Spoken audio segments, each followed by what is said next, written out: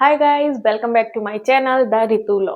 तो जैसे कि LLB first sem and BLLB first sem के स्टूडेंट, आप लोगों की सेमेस्टर एग्जाम अब बहुत ही ज्यादा पास आने वाले हैं। ठीक है, ऐसे टाइम में आप लोगों को अभी लग रहा होगा कि इंडियन कॉन्ट्रैक्ट एक्ट में इतना बड़ा सिलेबस है और उसमें क्या क्या हम पढ़ें, क्या क्या नहीं पढ़े, क्या इंपॉर्टेंट क्वेश्चन है तो और क्या इंपॉर्टेंट क्वेश्चन नहीं है। तो इसी टॉपिक को लेकर मैं आई हूँ। आज मैं आपको कुछ ऐसे इंपॉर्टेंट क्वेश्चंस बताऊंगी जिनके आने के चांसेस हाई है।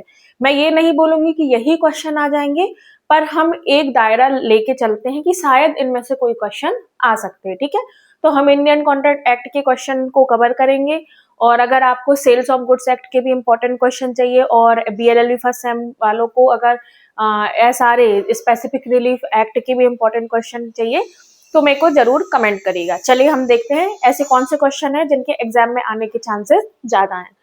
तो पहला है, संविदा से आप क्या समझते हैं? क्या प्रत्येक संविदा करार है मगर प्रत्येक करार संविदा नहीं होती? इसकी व्याख्या कीजिए। इसको बोल रहा है व्हाट इज कॉन्ट्रैक्ट, मतलब what do you mean by contract. और अगर हर संविदा प्रत्येक कॉन्ट्रैक्ट में करार होता है पर प्रत्येक करार वैलिड कॉन्ट्रैक्ट नहीं बनती है, तो एक ये क्वेश्चन आता ही आता है। ठीक है, मतलब ऐसे इसके रहता है कि एक साल आ गया तो फिर दो या एक या दो साल को छोड़ के आ जाता है, तो ऐसे इसके ऑल्टरनेट आने के चांसेस हाई रहते हैं। सेकेंड है, एक मान्य प्रस्ताव के आवश्यक तत्व क्या होते हैं जिन तरीकों से प्रस्ताव किया जा सकता है? बेसिकली प्रपोजल पूछ रहे हैं, तो जब प्रपोजल के बारे में पूछते हैं तो प्रपोजल में हम इसमें एसेंशियल एलिमेंट भी डालते हैं और टाइप्स ऑफ प्रपोजल भी हम समझते हैं। जो भी स्टूडेंट मेरे से अभी कोचिंग पढ़ रहे होंगे उनको ये सारे क्वेश्चंस बहुत अच्छे से समझ आ रहे होंगे, क्योंकि मैंने उनको ये पूरे इससे भी ज्यादा टॉपिक कवर करवाए हैं। ठीक है, नेक्स्ट है, स्वीकृति की संसूचना कब पूर्ण होती है? और इनको वादों का उदाहरण देके समझाइए। बेसिकली ये एक्सेप्टेंस पूछ रहे हैं, एक्सेप्टेंस कम्युनिकेशन ऑफ एक्सेप्टेंस पूछ रहे हैं कि कभी कोई प्रपोजल प्रोमिसर देता है और प्रोमिसी कोई प्रपोजल को एक्सेप्ट करते हैं, तो उस एक्सेप्ट का कम्युनिकेशन कब पूरा होता है, तो उसके बारे में बोल रहे हैं। ये सेक्शन 4-5 से डील करता है। ठीक है, नेक्स्ट है, प्रतिफल किसे कहते हैं? इसके आवश्यक तत्व तो समझाइए। What is consideration? Section 2 sub clause D में कंसीडरेशन के बारे में बताया गया है। मैंने बताया भी है कि जब भी कोई क्वेश्चन आता है तो उसमें सिर्फ क्वेश्चन को जो पूछ रहे हैं वो बस नहीं लिखना होता है, उसके साथ साथ काफी चीजें लिखनी होती है, क्योंकि 16 मार्क्स का क्वेश्चन आता है, तो 16 मार्क्स के क्वेश्चन के हिसाब से आपको कुछ थोड़ा ज्यादा कंटेंट डालना पड़ता है। तो जब भी ये क्वेश्चन आएगा तो इसमें हम टाइप्स ऑफ कंसीडरेशन भी समझाएंगे और पूरे आवश्यक तत्व भी समझाएंगे।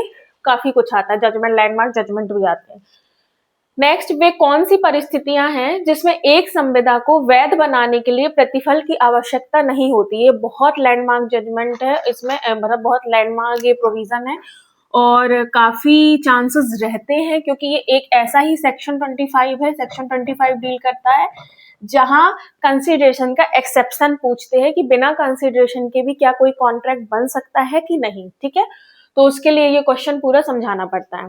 नेक्स्ट है, वे कौन सी परिस्थितियां हैं जिसमें एक संविदा को वैध बनाने के लिए प्रतिफल की आवश्यकता नहीं होती? सॉरी, ये वाला मैं बोल रही थी, ये पॉइंट यही है सेक्शन नंबर 25। ठीक है, जब हम इसको लिखते हैं तो हम इन दोनों को डील करते हैं, इन दोनों को सेम मर्ज करके लिखते हैं, क्योंकि जैसे कि मैंने बोला कि 16 मार्क्स के क्वेश्चन को बड़ा करना पड़ता है, तो हम डेफिनेशन भी बताते, टाइप्स भी बताते हो, फिर उसका अपवाद भी बताते। ठीक है, नेक्स्ट है, संविदा के बाहर का व्यक्ति संविदा के संबंध में वाद नहीं ला सकता है। इस नियम को समझाइए।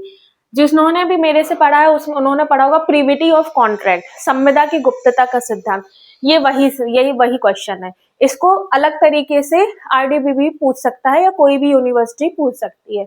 संविदा के बाहर का व्यक्ति संविदा के संबंध में वाद नहीं ला सकता, इस नियम को बताइए। प्रीविटी ऑफ कॉन्ट्रैक्ट का ये क्वेश्चन है। नेक्स्ट है, स्वतंत्र सहमति शब्द की व्याख्या कीजिए। क्या एक व्यक्ति द्वारा दी गई सहमति को कौन से तत्व निष्प्रभावी करते हैं? फ्री कंसेंट, सेक्शन 13-14, जिसमें बताया गया है कि 5 प्रकार से अगर आप कोई कंसेंट लेते हो तो वो फ्री कंसेंट नहीं मानी जाएगी। ठीक है, नेक्स्ट है, संविदा की निष्फलता से आप क्या समझते हैं? उदाहरण दीजिए। मोस्ट इंपॉर्टेंट क्वेश्चन, इसको बोलते हैं doctrine of frustration, doctrine of frustration and doctrine of impossibility. Impossibility, ये सीधा लिख के आ जाता है।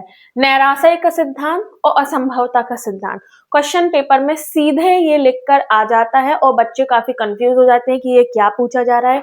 ये सेक्शन 56 से डील करता है। काफी अच्छा प्रोविजन है। पैरा 3 रहते हैं इसमें जिसमें रेमेडी अपवाह सब दिया है, तो आपको इसके बारे में समझाना होता है। ठीक है, नेक्स्ट आता है क्वेश्चन 9 कि कल्प संविदा से आप क्या समझते हैं, इसके प्रकार बताइए। What is quasi contract, explain it's type. तो सेक्शन 68 से 72 तक क्वासी कॉन्ट्रैक्ट के बारे में बताया गया है। ठीक है, क्वासी कॉन्ट्रैक्ट क्या होता है, किस प्रोविजन से क्वासी कॉन्ट्रैक्ट लाया गया है, अनुचित फायदा का सिद्धांत क्या है, इसी के अंदर आता है, और कितने प्रकार के क्वासी कॉन्ट्रैक्ट होते हैं। ठीक है, नेक्स्ट है एक संविदा किस किस प्रकार से उन्मोचित हो सकती है, समझाइए।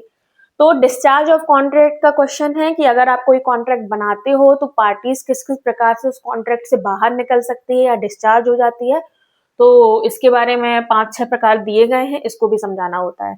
लास्ट है कौन से व्यक्ति संविदा करने के लिए सक्षम होते हैं, समझाइए। सेक्शन 10, 11 और चाहो तो आप 12 भी इन चीजों को पूरा इसमें इंक्लूड कर सकते हो कि कौन व्यक्ति पक्षकार, कौन से पक्षकार कोई कॉन्ट्रैक्ट कर सकते हैं, कोई कॉन्ट्रैक्ट नहीं कर सकते हैं, तो उसके बारे में ये बताता है। अब कुछ अंतर आ जाते हैं लिखने के लिए, जैसे कि मैंने बताया BLLB फर्स्ट सेम के स्टूडेंट भी हैं, तो उनको कुछ शॉर्ट नोट्स या कुछ अंतर लिखने के लिए आ जाते हैं। जैसे शून्य और शून्य करनीय संविदा, वॉइड एंड वॉइडेबल कॉन्ट्रैक्ट, शून्य करार वॉइड एग्रीमेंट एंड शून्य संविदा वॉइड कॉन्ट्रैक्ट। ये सब मैंने समझाया है, सबको जो पढ़े हैं मेरे से उनको समझ आ रहा होगा कि इन शब्दों में कितना अंतर है, संविदा और करार में कितना अंतर होता है। लोगों को सिर्फ नॉर्मल पढ़ लेते हैं, पर पढ़ने के बाद उनको अंतर ही नहीं समझ आता कि ये अंतर क्या है, यही वो अंतर है। और नेक्स्ट है प्रस्ताव तथा प्रस्ताव का निमंत्रण, offer and invitation to offer, जो कि टाइप्स ऑफ ऑफर के अंदर आते हैं। तो इस प्रकार से कुछ शॉर्ट्स नोट्स भी आ जाते हैं। तो आई होप आपको कुछ समझ आया होगा। जो भी आपके पास रीडिंग मटेरियल है, कुछ भी हो सकता है, या आपके सेल्फ नोट्स हो या आपने कुछ मार्केट से परचेज किया हो कुछ रीडिंग मटेरियल, तो उसमें अगर ये क्वेश्चंस मिल रहे हैं तो आप वो क्वेश्चंस के आंसर्स फ्रेम कर सकते हो, याद कर सकते हो, और इनके चांसेस होते हैं कि ये आ जाएंगे। ठीक है, वैसे काफी सिलेबस काफी बड़ा होता है, तो हम फुल प्रेडिक्शंस नहीं कर सकते, पर हम थोड़ा सिमिलर समझ सकते हैं।